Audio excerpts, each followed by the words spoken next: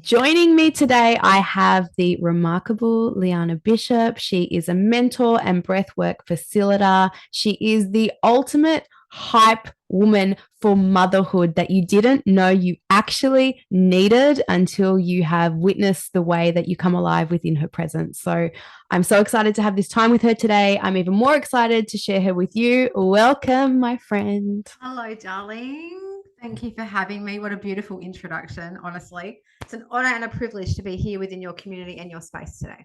Wonderful. I would love you to begin in just sharing with us why you think it is so needed and necessary that we find spaces that actually do categorize us as mothers, because we do feel into and discuss how we are so much more than just mothers, and that we should create space and place to explore and play and expose different aspects of ourselves. Mm. Yes, true. We Mm. know this. Yeah. And also, it is needed and necessary for us to have community that allows us to fully embody, excuse me, the motherhood archetype.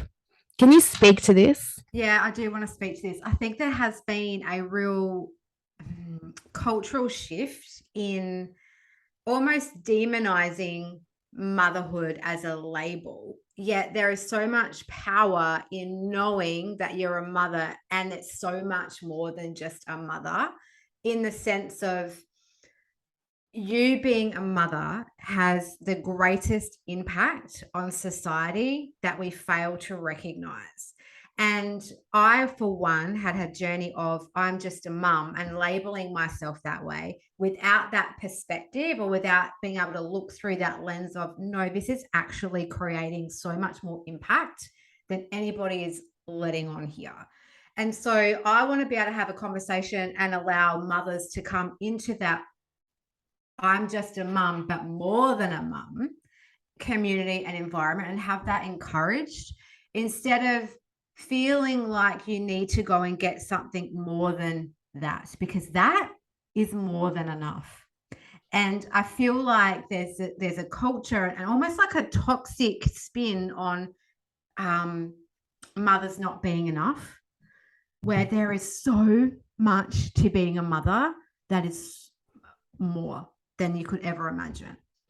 I think, some of the tasks that we have to perform as mothers are very mundane and Mm-hmm. are very dissatisfying. We can honor that. But I really want anybody listening and connecting to feel into the truth transmission that is being offered here, that being gifted the opportunity to be a mother in this lifetime and what it actually asks of us, what we're actually supposed to transmute, the Mm-hmm. potential that we have to not only shape our experience and the experience of our child, but the Mm-hmm.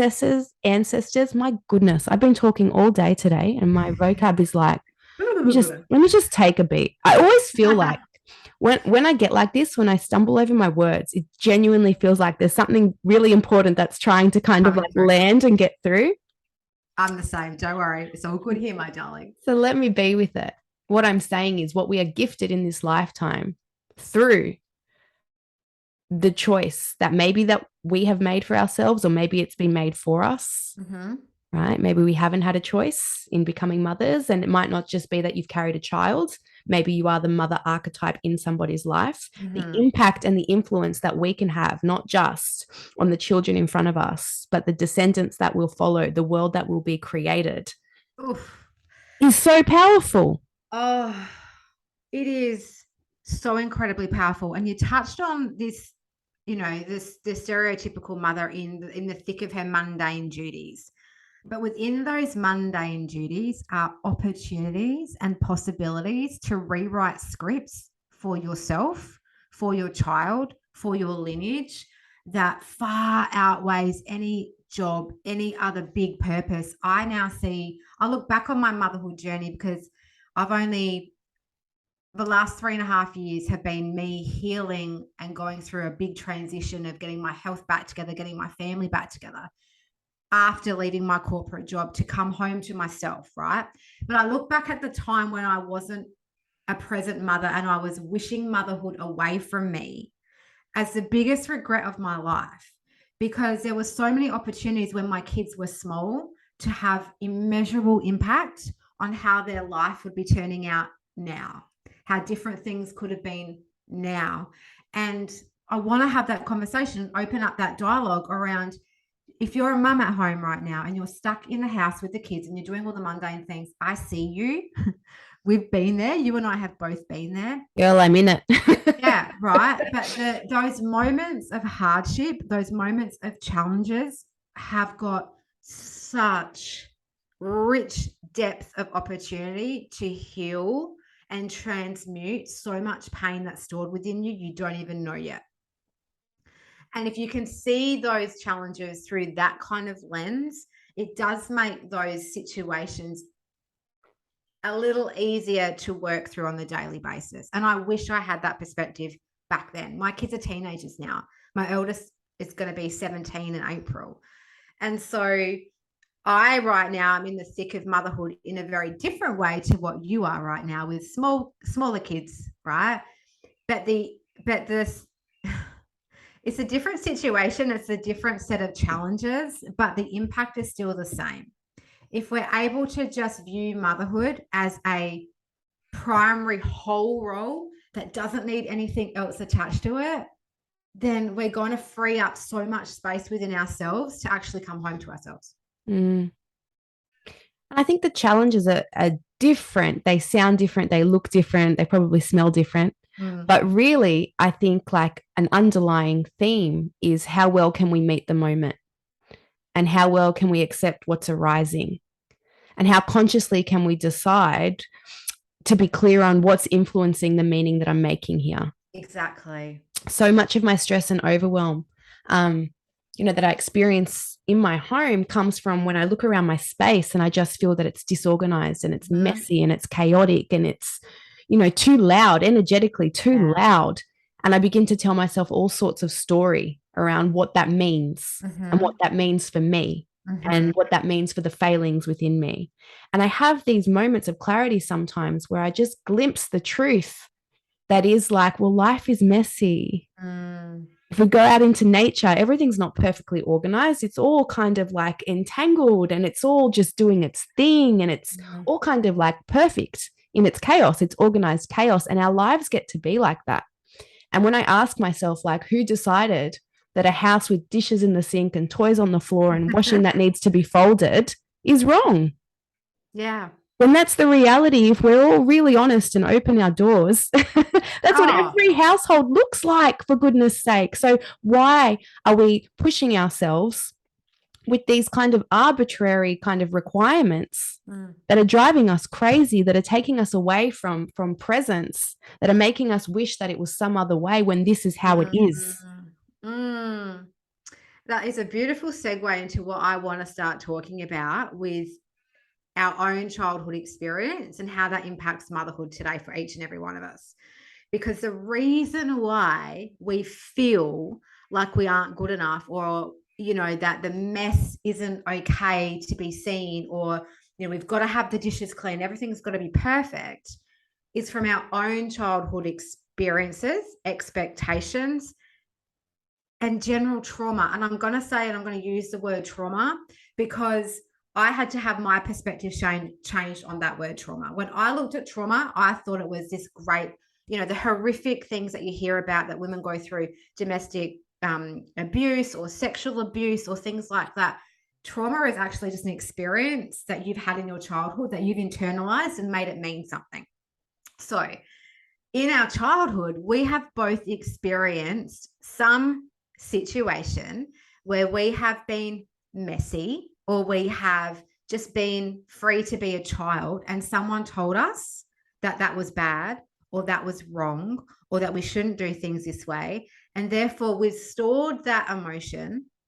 And when it comes up in our life as a mother, in our lives now, we react from that wounded place. And that's why we are living super reactive journeys through motherhood.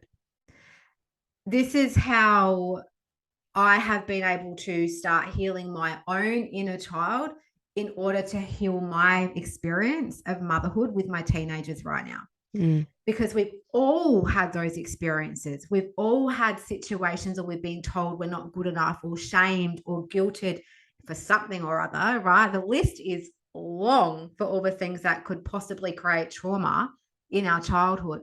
So getting to understand that awareness of where that core emotion comes from when the house is in chaos, you'll be able to transmute that and start living very much in the present with your kids in a very different way. Mm. And what I want to add to that, what I want to layer on top of that deliciousness, let me sprinkle some chia on top of this deliciousness, is that the awareness of the why and the how is a beautiful invitation for us to realize how necessary it is for us to learn or to be guided into specific somatic practices. We're specifically going to talk about breathwork in this conversation that allow us to learn how to actually be with discomfort. To be with those unpleasant sensations and to notice the reactivity and to not freeze in that moment or flee in that moment, to not project onto another or disassociate altogether or to distract ourselves or to do all of the things that we do in the moment that we experience discomfort in the body and panic because we've not ever been taught or shown or led or guided to be with that discomfort. And that's ultimately where the main problem established, right? There's the cause and conditions for that, which we cannot change. We can't really go back into our childhoods and rewrite what has happened. All we can do is truly recognize it, get to know it, build a stronger relationship with it so that we recognize it in the moment and then learn, how do I actually hold myself? Oh, and it's so juicy and it's so empowering once you start to allow yourself to go there. Once you start to recognize how you can build safety and trust with what you're feeling in the moment, and then choosing how to respond instead of react to it, your whole world will change. You start to get that freedom and that clarity and room to move and breathe again. Because our nervous systems, quite honestly, are fried. Every single one of us, especially as a mother, all right, because we're dealing with like chaos and drama every second of the day. We are in fight or flight mode from the minute we open our eyes every single morning. And so then when we have these situations occur during the day, all we're doing is like stimulating that cortisol release, the parasympathetic nerve that keeps us highly stressed and highly anxious and overwhelmed. And then we can't bring ourselves back to neutral because our body doesn't know how to. We've reached our emotional threshold. And this is why breath work and what I do as a practice and the sessions that I run is able to allow a chance for us to feel all of those things that we're feeling in a safe way and release it. Quite similar to what you do in your practice, right? But to be able to release that and create that safety, create that space, create that feeling of lightness when we can drop our body into rest and digest. And trust me, when you have been in fight or flight mode your whole life, which is me, which I can probably guarantee many of the viewers in your community are also in fight or flight mode because of things we can't control, right? And things that we've stored and held on to. When you get your body to a state of rest and digest, your whole, I don't know the word, there's no words for it. Your mind will just be blown at how you are able to respond to your kids, to your partner. You know, I was a super reactive mum. I was a super reactive partner. My marriage had fallen apart and I had to rebuild it. And to be able to now have the space and capacity to have conversations that are hard, that are emotionally charged, but understand that I have the ability to hold that safely and to move with it instead of numbing it away, drinking it away, fucking it away, whatever your vice is, eating it away, to actually be with it and then to show my family how they get to do the same is empowerment on steroids. And it's not just the harm we cause to ourselves, it's the harm that we kind of place onto others when we haven't done this yet.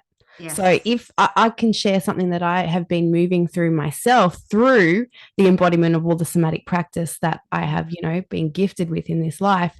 my capacity to be with discomfort, to be with sadness, to be with my own wounding, because I now have a kind of trust in myself that I can be with these emotions, that they will pass, that it's transient and also a welcome part of me, has meant that in the moment that I'm in conversation with someone, aka my husband, and he says or does something that triggers something within me that is deeply painful. So the number one thing I'm not saying here is like no one can actually hurt you. They can just touch a wound within you, make you aware of what's there. In the moment that I feel that pain, that I feel that sadness, that I feel that deep wounding, that is so hysterical that I know it's historical, because in the moment it happens, I'm like full blown like rage or grief or sadness. In the past, what I would have done in the experience of that feeling was raise my head, make eye contact with whoever had provoked that reaction within me, and made them suffer the wrath. Yes. Fuck you. Fuck you. And I would spew all of that hurt and that pain and the experience of that onto them. And it would be, I can be nasty. Girl. The depth of our pain usually gives some insight into the depth of the kind of poison that we can unleash. And unfortunately, it's usually the people that are closest to us that find ways to trigger us most deeply. And they then receive the very worst of us. And it just creates this very harmful cycle. What I have been able to do, what I actually witnessed in real time, only last month, for genuinely the first time ever, was that my husband did something, said something that was not okay, that was harmful and hurtful, that needed to be rectified, that needed to be worked through. But in the moment that I experienced that, in the moment that it was happening, and I felt all of the emotion of like just anxiousness and grief and sadness and all of the things, and I recognized that it had been his choice that had triggered all of that in me. I also recognized that I had the choice to decide, I choose this relationship, and so I'm going to choose repair as quickly as I can. And I'm going to go and I'm going to hold myself in processing what I have just realized is still there to be worked on and worked through because it's been triggered. But I'm going to look to this person who knows they've done wrong. He knew he'd fucked up. Most people do. Right? And I looked at him and I said to him, I'm really hurt. I'm really hurt. But it's going to be okay. It's okay. And as he was saying, I'm really sorry. I know I've hurt you. I'm really sorry. Usually in the past, I would have been like, sorry. Like, no way. There was no room. There was no room for the repair to start taking shape in that moment. This is the problem. We don't have the space to choose different. We're just reacting from that pain body constantly. And I hear you and I see you because I've been that girl. I've also ice queened my husband for days. Days. Torturing him with nonverbal, vicious eye rolls or, death stares, all of the same stuff, which is, I don't know what's more hurtful sometimes, a person that walks off and doesn't say something or someone that spits all their garbage at them. It can be equally as harmful, right? And we never know what we're triggering in another. We don't know. All we can take responsibility for, this is where I came to, and I know this is kind of becoming a long-winded story, so I'll wrap it up, was that I decided for myself, I was no longer going to be the cause and conditions and creation for somebody else's harm. So I can be in the experience of somebody triggering something in me that is hurtful, harmful, stressful, whatever it is. And I can receive that. And I don't have to be okay with it. There was no part of me that's just like allowing it and being like, that's fine. Like it's not that. But it's just that I am not going to meet fire with fire, pain with pain, harm with harm. And I'm going to show up into the moment in full connection to who I truly desire to be. And that was compassionate. That was open to the moment. That was forgiving. And that was in full devotion to the relationship that I have devoted myself to. Oh, babe, I want to just take a moment to champion you because this is the work. And to bring this back to motherhood, your children get to witness that within you, how to communicate in a partnership, in a marriage, whatever that looks like for you, and choose a different way when they are feeling emotionally triggered from the wounding that they're going to have in their childhood. Because don't get me wrong, we are wounding our kids. There's no way sugarcoating that. That's just going to happen in life. We have to accept that. But we can choose to reduce the collateral damage on our kids when we've done this level of work, and we go to those depths of self-awareness within ourselves to choose to show up differently. And I think it's really courageous for us to stand up and confess and admit and really own some of my self-protection actually causes harm. Yes. I'm not taking away from the harm that is caused or placed on us, right? But what we are actually doing as women, as mothers in this life, is saying I might not be able to control the, things that other people do around me, but I can stand up as the woman that I am and decide no more. I don't cause harm. I'm not the one that does this. Yeah. So in following that, in taking radical, because that's radical. That's a bold, brave thing to own. Yeah, some of the shit I do is fucked up and it causes harm, and I'm not going to make myself feel better by justifying it or rationalizing it or pretending that it's not having an impact on the people close to me. I'm going to own, when I do these things, when I react in this way, my energy is big. Yeah. And it makes impact and it causes influence, particularly within our homes. Oh, massively within our homes. And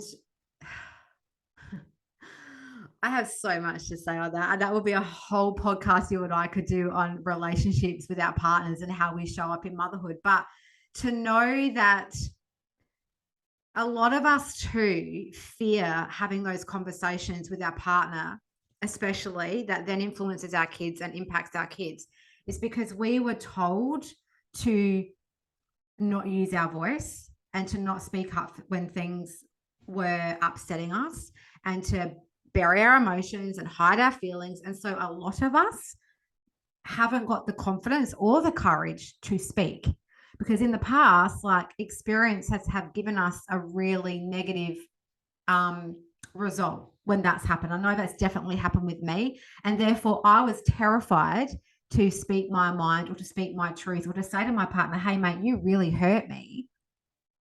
I was terrified of the consequences of what that could have if I did. And so I've had to, and you would have had to too, recognize where that wounding in me is laying dormant and why it's there, accepting it, acknowledging it, giving it compassion, and then being open.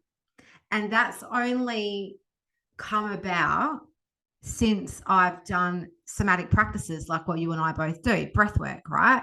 It's because I've gone to those places where I was at 5, 6, 7, however old, shamed and made to feel bad about speaking my truth to somebody.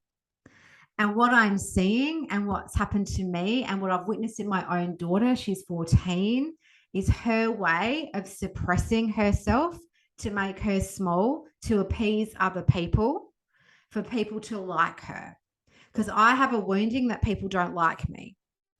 So as a child, I was a really obese child all through my schooling, all through my early years, into my teenage years. And I had to work really hard at making people like me because I didn't like myself. And so the way that I would show up in conversations or communication with people was to appease, was to people please, was to do things to suck things up that I necessarily didn't feel good about in my body. So conversations with my partner in the latter years have been all about me appeasing him and suppressing my own truth, which only leads to a buildup of toxic emotions in our body that create the pain body, which you and I know. And then showing up like that in motherhood is leading our kids by that example. Is telling our kids to just do what dad says because dad says so. Like, I'm an Italian heritage, Italian Catholic, so the men rule the house. It's the man's way or it's no way. My kids, up until only, my daughter was 11 when she snapped me out of my issues and my shit show and my nervous breakdown. Up until 11, she had seen her mum appease everybody else around her and suck her soul dry until she became a shell of the human that she was. That was the legacy I had created for my 11-year-old daughter. That is what is happening now in a lot of homes everywhere. Mm. Because we don't have safe places to feel through all of the stuff that we've stored over so many years.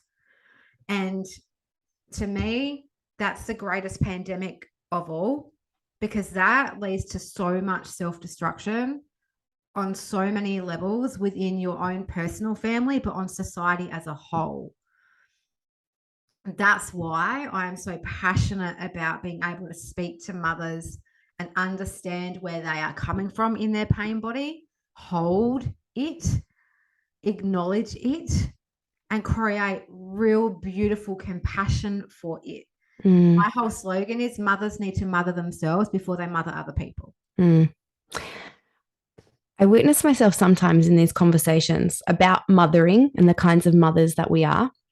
I feel myself get a little bit like aggressive in my stance. Mm. And I've regretted it in the past because I've come away from these conversations being like, was I just too hard on mothers and women? But what I realize is there is, and we're going to move to inner child talk, my inner child who is really pissed off at the experience that she had being mothered by a woman who was doing her very best. I know that, I believe that, but would also literally say out loud as she struggled with processing her emotions, I can't help the way that I feel, taking no accountability and no responsibility. And the impact that that's had on me in my life still makes me like, I get rageful when I think about it.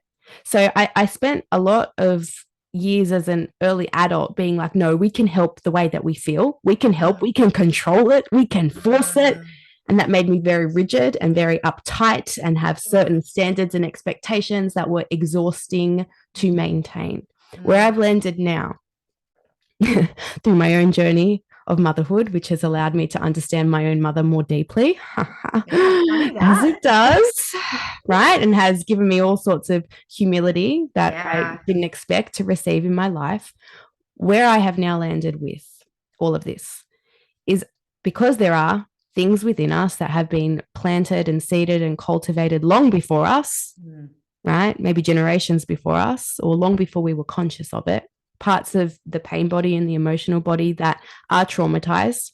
There's a lot that we can't help in the way that we feel. There's a lot that is just going to react, that is just going to be triggered, that is just going to be rubbed in a way that is just unbearable to hold. But we can actually control what we do in recognizing that that is existing within us. And we can stop numbing ourselves. We can stop distracting ourselves. We can stop denying the experience. So you might not be able to control the way that you feel based on what has occurred through you, to you, as you. But I want every woman to know that innately you have these innate healing capacities within you, gifted to you simply because you exist in human form. And if you allow women like myself and women like Leanna to transmute what we have been lucky enough to learn for whatever reason, maybe to specifically gift this to you today in this conversation, if you allow us to tap you into those innate healing capacities, you might not ever be able to control the way that you feel, but you might be able to gain some confidence and build some resilience in the trust that you have, that you can meet yourself in the moment. And no matter what you are feeling, it's not about not feeling it anymore. It's about working with it, being with it, allowing for it, supporting it. It's actually about feeling, period. Because we've gotten so good as mothers resisting feeling because we want to be in control. We've got to control the situation. We've got to control the hurt, the shame, the guilt, everything. Like this, again, in that fight or flight, we never rest. We never rest. But knowing that that is actually coming from a lot of baggage that you're not conscious of just yet. And that's okay, right? We've all got to start somewhere, but allow this conversation today to be the gate opening to, oh, maybe there is something here that I could tap into and start exploring with curiosity, with openness and a willingness to be, all right, I want to start feeling my way through life instead of thinking my way out of situations all the time. Because so many of us are in our head, right? Tell me if you're not someone who was like that, like literally living moment by moment out of our head. because anything else feels uncomfortable and scary. Like Also, it's the way we've been educated through our intellect. The Western society, Western culture do not celebrate thinking anywhere from below the head.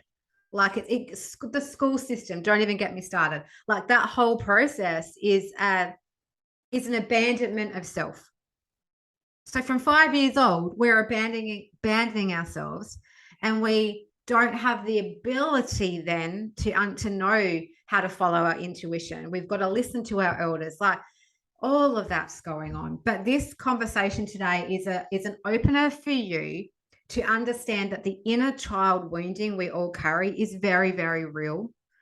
It's very, very present in our daily lives. We are literally, if we're not careful, and I've got to check myself sometimes minute by minute to go, where am I actually responding from right now? Am I reacting from my inner child, my little girl who feels like shit right now? Or am I coming from my actual higher self? Someone who is willing to feel through her emotions and hold herself. Because I've come from a family who were not emotionally supportive. They didn't know how. And you said before, you've gained so much humility for your mother. Me too. But I had to go through a process of being really angry at her and my nonna for allowing this to actually happen. I had to go through all that rage and all that anger and all that bitterness and all that resentment in order for me to go, okay, now I can release that because that is definitely not serving me. Where do I want to come from instead? Oh, wow. Okay. I can come from a place of compassion, knowing that they honestly didn't know any better. They knew what they knew, and that was good enough. And that was all they needed to know. And sometimes, too, what I've learned from my own experience is that there are things within me that we've said I can't control. There are epigenetics at play here. There are lineages of people that have come through in my lineage that have come through wars and famines and all kinds of horrendous concentration camps, all kinds of stuff that epigenetics has passed down to me. And I went on a quest knowing that I feel this way in my body and wanting to know why. But sometimes that wanting to know blocks me from the healing. You don't have to know what happened to you or why you feel that way to grieve and to feel what you do. And I want this to be your invitation to drop that need to know aspect and just allow what's there to be present and felt no matter what. Because I sabotaged my own healing by staying in my head, needing to know the answers to things when all I needed to do was feel. In somatic activated healing, we say again and again, drop the story, be with the feeling. Because what you're sharing and what you're saying is so accurate. We can actually, without meaning to, re-traumatize ourselves by going back and reliving and thinking and retelling and gathering even more evidence for our perceived brokenness. Which is why therapy for me, I was in therapy for a lot of years. I spent a lot of money on therapists, going over and rehashing the same stories and reliving the same trauma over and over and over again with all this talk. And it opened up the doorway to start my healing process. And I'm grateful for that. But the feeling component and allowing myself to be present with that is what transformed my life, transformed my journey. That's it. Healing is in the body. And to do that, you need gateways back into the body. Oh my God. I had a full nervous breakdown. So what you probably don't know unless you've been following my journey on my Instagram page is that my body completely shut down. I had a nervous breakdown, full system shut down, my adrenals, everything, to the point where my digestion wasn't working. I couldn't digest foods at all. I lost so much weight. Everything was, I was a walking, talking corpse of misery. And all of that, I mean, there was a lot of factors that led to that, but that pain body basically ate me from the inside out. And it was being projected into my life in every single level. A lot of the symptoms that we have in our life are caused by emotions trapped in the body that manifest into a situation, right? into a disease. That's why it's called disease. Like that disease of emotion creates disease, quite literally. And that's what happened to me. So the somatic component of the body work was what actually, I don't really like the word quantum leaped, but that's what happened. Because up until that point, I hadn't done any of the body work and had just done work in my head, mindset work, all of that, until I shifted what was stored in me. That's when I could move my motherhood journey, my relationship with my partner, my career, my life on the whole. Mm. Thank you. Thank you for sharing. Wow. And I want to take this opportunity to share my experience was similar, but also opposite. So some of us experience a complete breakdown where our body just goes into shutdown.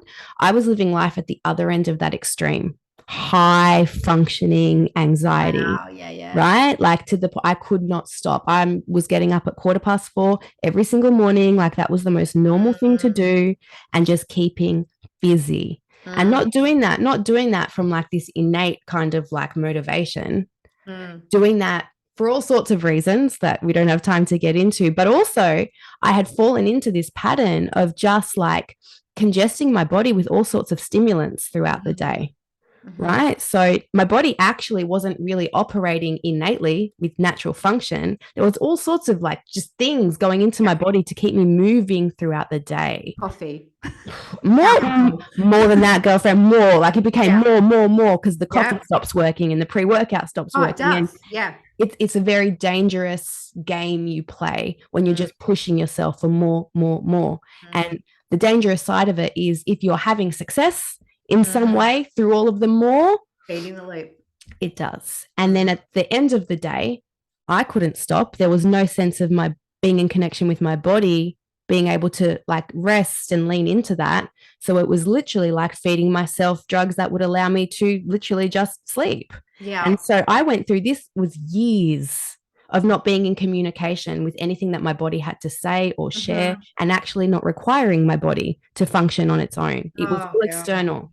Yeah. It was all external. And because of that, I missed so much that my intuition was trying to communicate to me. I missed so much of what was harming and hurting me. I missed so much of what was being, transmuted through pain body as obvious wisdom of like, this is what you need to. I missed it all. When I look back now, I'm like, oh, it was all there. How did I miss it? Because I was so disconnected from my body. Exactly. But that's where it all comes down to. Like we build ourselves up with so much emotion stored that you can't connect with yourself anymore. There's fucking no room. There's nothing. Oh, honey, your story. I see you in every possible way. And as a mother on any of those spectrums, you are not there for your children. Now I'm going to bring it back to the kids again. Because as a mother who was working her ass off 10 hours a day in a corporate job, sucking her soul dry, using alcohol to numb herself out and to function, putting scotch in her coffee at 10 a.m. at work every morning to get through the day, because I had a story that I had to go to work so that my kids could have everything that they wanted in their life, so that I could provide as a mother for my kids, putting myself last in order for my kids because I thought it was putting them first, is the absolute opposite.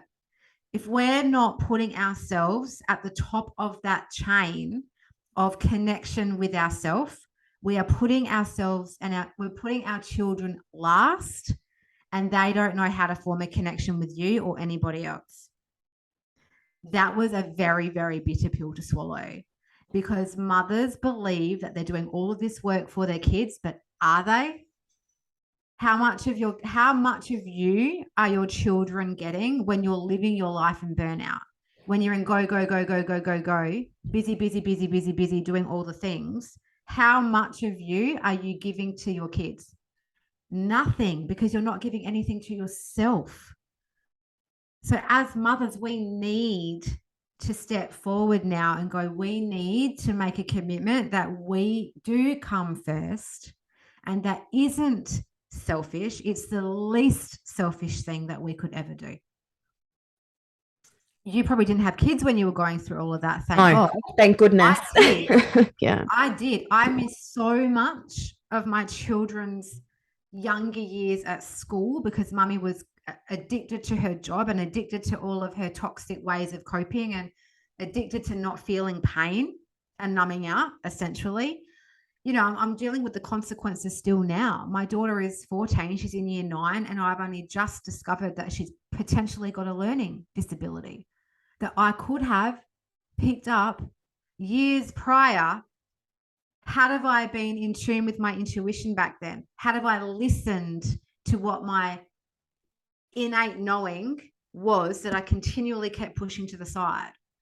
I'm still dealing with the consequences now. And I've got to be okay with that. And I am okay with that now. I still have my moments of feeling shitty about that. Right. But this is the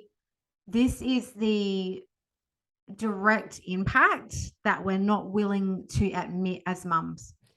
And I want to honor what you have just shared, because it's so easy to miss the power in that.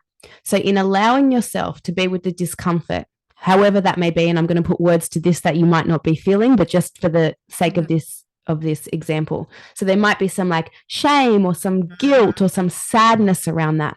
If you were not a woman willing to feel that truly, willing to hold it, then what we do is we deny the truth of what's happening because we don't want to have to confront those feelings. Precisely. So we might say, no, she's fine. Everything's fine. It's all fine. The fact that you are willing to be with those feelings that are so deeply uncomfortable, so terrible to process, no one likes it. It's about building our resilience and our capacity to allow for it, actually means that you show up for your child. Thank you for validating everything that I've been feeling lately. Yeah, it's big. It's big. And these feelings are big, and they are all consuming, and they do feel like they're going to swallow you whole sometimes. But knowing that you can move through it and they won't swallow you whole, because that was also a story I told myself. If I start tapping into this, because I had spent many, many, many months in a very dark depression to the point where I had suicidal thoughts most days, I was terrified of going back to that place if I allowed myself to process and feel what I was feeling. Mm-hmm. And it's a very, very real concern that a lot of people have. But I had to make a decision in that moment. Like, what am I willing to choose? Choose your hard is what I will say. Choose your hard. If I hadn't have chosen to accept what was with my daughter, choose to feel through my emotions and the pain surrounded and the stories and the negative feelings I felt, the hard was just going to get real hard, harder than what it would have been to actually just admit and feel those feelings in the present moment. Because if I kept storing them and storing them and storing them, I know what happens. I know how that story ends. It ends up being a problem, external problem elsewhere, and then everybody else suffers. So, yeah. There's a lot more involving with this story. This is a moving story for me right now. But it's a really powerful one, and it's one that is a privilege for me actually now to go through, honestly, and my daughter. It's so fucking powerful. So thank you. Thank you for allowing yourself to talk as it's in motion. And I think more than anything, if we could encourage each other and support each other to do that through allowing us to say, I'm hurting, this is hard, without saying to someone, oh, no, you don't need to feel like that. Because inadvertently, we're shutting people down from really being with what's real and true for them in the moment when we think that, because we're scared. And I get it, right? Exactly what you've highlighted. If somebody feels grief, sadness, shame, whatever, what if it spirals them to some place that they can't be lifted from? And I don't want to make light of that. I think we should always be aware, of what mental health struggle is and that it is real, right? So at the same time, we have to really allow each other to be seen in what's real and true for us and know that some of it's just fucking ugly. Yeah. The growth and the transformation and the healing comes in the mud. And sometimes you've got to let somebody be there to feel it. You've got to feel that. in Yeah. order to really transmute and transform what has been into what you choose for yourself. And asking for someone to hold you through that process. Wow, just the power in those words. Can you just hold me? Which is what I often say to my husband now. I don't need you to fix me. I don't need you to say a word. I just need you to hold me in what I'm feeling right now. Just hold me. Whether that's physically hold me or just hold the space for me. Mm. Um, and because my kids are teenagers, I have these conversations. My God, has the healing been going on in my house right now? And has been over the last few months, like having those conversations where I can openly say to my kids, Mummy fucked up so many times. I have done things I am not proud of. I have done things that I wish you didn't have to go through. You have seen things that I wish you have not had to see. And having that open dialogue with them to see my pain and for them to hold it in a way that's healing for all of us, like allowing them to create the space to go, hey, yeah, I know I felt really bad through that. And allowing them to hurt to it's almost like we hurt each other to heal. Like what they've said to me has hurt me, but it's healed me in the same breath because I've been able to sit with it and feel through it. And I'm showing them a different way to do life as well so that they can go on and have partnerships, relationships. I'm going to get fucking emotional because I do every time I speak about this, but like allowing them to have relationships that they feel safe in and that they have a body where they feel safe in. It's ultimately my job here as a mother. Mm. Mm. Everything that you're describing, that you're allowing in your household, is everything that I have ever wanted to hear From your mother, from from my your mom, father, same. from Same. both of them. I can't even, like, my mom, I can feel myself disconnecting from this conversation as the part of me that really longs for that Yeah. is like, wants to throw a tantrum and be like, that's not fair. Why do her kids get that? But this is, oh, I didn't have it either, honey. And I've had to sit with that knowing now and being able to look through the lens of I can give myself exactly what I needed from my children to me now, Mm. not from my parents. I'm Mm. never going to get that from my parents as much as I wish that was a conversation I could have with both of my parents. It's not. It's just not. And I've come to accept that now. I've come to hold space for that and love on it and nurture it. But my kids now are giving me an opportunity to mother myself in all the ways that I wasn't mothered. Mm. And it's why I do the work I do. It's why I'm so connected to allowing space and holding space for women to move through this and have people like you and I that can hold you in that. We can't do the work for you, but we can definitely be a gateway into the work that you need to do. And it's really, really powerful. Thank you so much for your deep shares today, for opening your heart to us, for letting us see what's possible. Thank you for having me and thank you for holding me through it because my body is I still have moments of when I share it openly in this way, like all of us, like I'm like, oh, what are they going to say? What are they going to think? Because I don't have all this shit worked out every second of the day. Show Oh me my who does. Please point to who does. And let's clap for that. Let's celebrate. I'm still waiting to bring my hands right. I together. can only do the best I can do with the knowledge and the tools that I've got at the time. And that's enough. That's enough now. And I'm privileged and honored to be a lighthouse for those that are still coming up because my kids are older. Like I feel really privileged and it's a great honor for me to shine the light on what can be achieved. You know, I get to see my kids giving me the evidence that this is working. When my daughter comes home and has conversations with me around how her teenage girlfriends are reacting right now and how she held herself in a conversation, the tingles up my spine. I'm like, it's working. Healing me is working. So again, if you're thinking of or wanting to do this work with someone and you are struggling with the selfishness of it or the investment in it, please reach out to women like Lena and myself and have a conversation about how we can support you, because this work changes your life on levels that you can't even consciously predict at the moment. Thank you. You're most welcome.